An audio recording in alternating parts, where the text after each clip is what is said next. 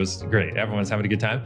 I had so many different of our producers and people who worked on the show come up to me and go like, I've worked on unscripted shows for 20 years, decades. And like, they're like, this is the most unscripted show I've ever been on. Like, you guys didn't tell people how to act. You guys just let the contestants, you created this own mini world where the contestants were just them, and you just captured it, and you had the infrastructure to capture it, and you didn't make them be people they're not, and like a lot of these things. And so that's one reason why I think it'll do well. Another is like, no one's ever built sets like these. Like that first set you saw, like you could fit all of Wipeout in there. You could fit all of Jeopardy in there. You could fit all of American Ninja Warrior, all three of them in there. And it still wouldn't be as big as that first room. So the grandiose of the sets, I mean, no one's ever had this many contestants. No one's ever had this large cash prize. We gave away more money than any game show in history. But no, I just don't think it will.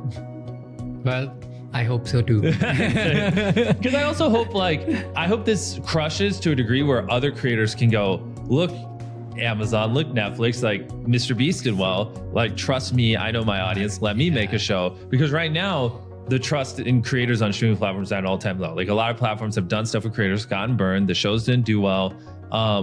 They weren't received well. Like Tomato. Why do you think it's not working for a lot of creators? Truthfully, the biggest thing is like a lot of these creators they don't make these kind of big budget things, and then they go into streaming, and then it requires them to scale up like I did, but they don't have that experience. So it just crashes and burns, doesn't feel authentic. But, you know, also a lot of them were years ago. You know what I mean? More and more creators are becoming like you have 40 employees now. Like, you know what I mean? Like more creators are becoming entrepreneurs and like building small, medium-sized businesses. And so I actually do think there are a lot of creators now that would do well in streaming. It's just streaming platforms just need to take them serious. And I know a couple of people who, they would kill me if I named them, so I can't name. Like, I know one who did something with the streaming platform.